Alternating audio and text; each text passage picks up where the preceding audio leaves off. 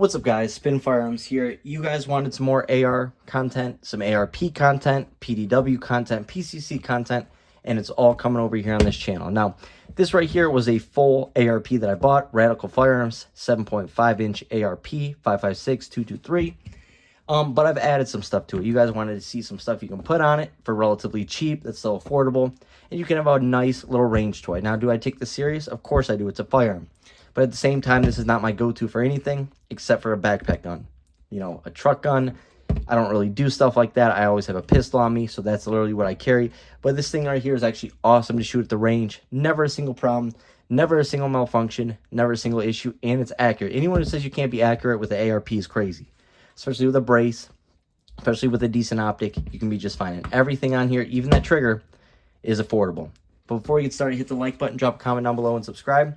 Next up, I will be bringing you guys my 300 ARP, or my 300 Blackout ARP, and I think you guys are going to like it. It's a build that I've been working on for a while, but honestly, I haven't been putting much into it a lot lately, so I've never finished it. I've been talking about it, but I never completed it.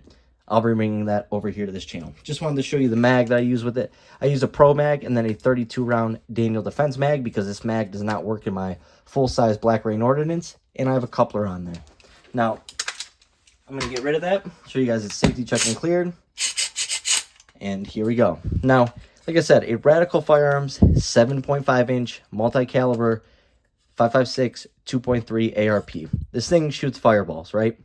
But honestly, there's really not a lot of recoil. People just are really dramatic nowadays and, you know, don't just do it. They sort of just whine. Not a lot of, you know, issues with this in terms of, you know, how snappy it is or if it kicks. It's really not that big of a deal. But what did we put on it? Just some regular flip-up sights. Now, these are just regular. They're about $60 for the front, $60 for the rear. From Magpul, you can get them at almost any firearm store in the world, and they work. They're irons. Are you going to shoot accurately with them? You can, of course. It's better to have a dot, but at the same time, they work just fine if that's all you want to use. Next up, I thought I would go with the Romeo. I don't know if that's the 5 or whatever. It's a new Romeo from Sig Sauer. I'll tell you now that the Romeo for my pistols, absolute trash. Had to get sent back. They sent me a brand new one instead of fixing it. So there you go. This dot, though, and the rifle dots tend to be actually pretty dang solid, and I actually like that. This dot is actually pretty decent. I'm actually a big fan of it. I don't mind it, and it was only $135. It's a nice dot, has a nice look to it, a decent window. I do like my Holosun AEMS more, but that's also going to run you about $200 more. Is it worth it? Of course it is. But this, like I said, is a budget-oriented build, as the ARP itself was only about $500, $550.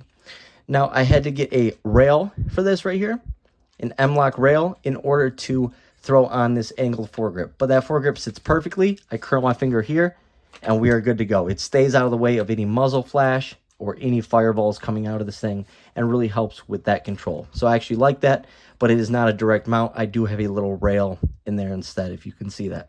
But it literally fit perfectly, and you can find that stuff almost anywhere, and it's really affordable and cheap. I did add this grip a long time ago. It's just a regular Magpul grip. Nothing special, but it's comfortable, and it definitely beats the crap out of the other grip that came on it. Now, this is just a standard mil-spec AR. The trigger's trash on it. It is what it is. Not the biggest deal in the world. Now, we'll go over the trigger that I put in it in a second here. Next up, a brace. Of course, SB Tactical. Thank you for allowing us to have braces again and not feel like we're criminals, right? It's absolutely ridiculous. A brace makes all the difference. I don't care what anyone says.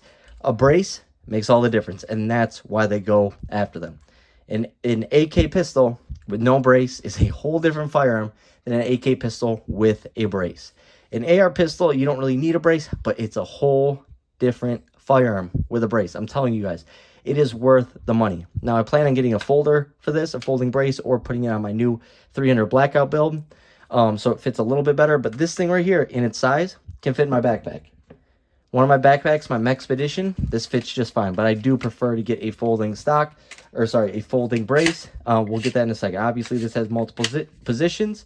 I like it in the middle position, and it feels so natural and right, and that firearm is not moving at all, going nowhere. So, absolutely love that brace. And I got an Aero Precision buffer tube, because with this specific firearm right here, you need a different buffer tube in order to get this brace on there. I went with Aero Precision. I know they make quality. They're not the best of the best, but they're about, you know, upper mid tier, right? So they're affordable, they run, they do their jobs, they do what they're supposed to.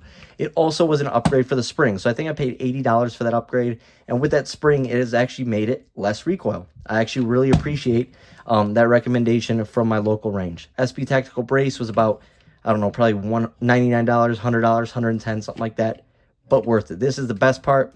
The optic, the trigger, and the brace changes firearm completely. You can get away without the angled foregrip, the sights, stuff like that, but the brace, trigger, and optic completely changed this handgun for me and completely changed my thoughts on smaller ARPs and stuff like that and how shootable they can really be. I'm not going to be aiming for anything at 200, 300 yards with this. This is up close and personal, home defense, truck gun, backpack gun, whatever the case may be, and that it does its job. Radical Firearm makes decent budget firearms, just like Diamondback. They're affordable, but they're also reliable. Are they the best of the best? No. But you can make it into something that's actually solid. You can start off like, hey, I need an AR. I'm going to spend $550 on a Radical Firearms or $600 on a Diamondback. But as I make more money and save up and stuff like that, I can make adjustments, and you can sell your old parts off and make the upgrades, and then you can turn it into something that's actually pretty solid. You can change your bolt carrier groups. You can literally change anything you want on these. They're so customizable as you get more money. But it is nice to have a full in terms of like my blackout build. I haven't had the money to complete it the way I wanted to, and I wasn't sure what direction I was going to take it. Therefore, the parts are just sort of sitting there. For something like this, I have ready to go for the range, whatever the case may be, and actually have some fun, with this thing. So that's the nice thing about fulls, but I do prefer builds because I did change some stuff on this, which is costly in the end. But not a bad experience at all, and I hope you guys liked it. Let's check out the best part about this right here. This is a TriggerTech AR trigger. Now, I have the same exact one in my Black Rain Ordnance, and it runs flawlessly. Is it the lightest trigger? No. Is it the best trigger? No. But for $130, it's probably the best trigger you can get. It is made in Canada, which is a downside, but like I said, I'm trying to make it an affordable build for you guys. If you ever get, you want to make one, and you have $130, it's the best trigger you can get. Should you spend $250 on a better trigger? That's up to you. There's definitely better triggers out there. But check this thing out. For $130, I'll do that again. I'm telling you, it's such a smooth shooter. This whole firearm has been changed to me. It's completely different.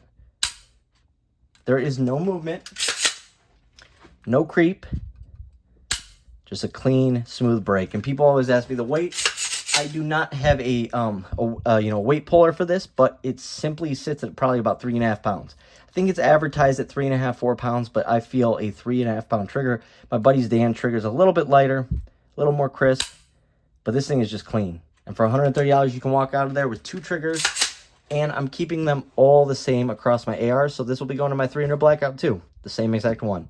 And what caught my eye about this trigger is if you look on the back of the box, it explains why this trigger is different than other triggers and how it works in real time, the pull and stuff like that, the break, and the graph is actually really cool. You guys can probably look it up online. The back of the box is actually pretty sweet, but we'll do that one more time. An ARP with a trigger like that, a brace, an optic, is an amazing setup. 100 yards, 150 yards. Are you going to be shooting that? Probably not, but is it doable? Of course. You might want to get a magnifier, whatever the case may be, but for me, I'm not shooting at that distance with this. This is a fun range toy, within 100 feet, 150 feet, 200 feet. So, always my pistol's on me, so that's my main carry, but just thought I'd show you guys some new content. Hope you guys enjoyed the video. Thanks for watching.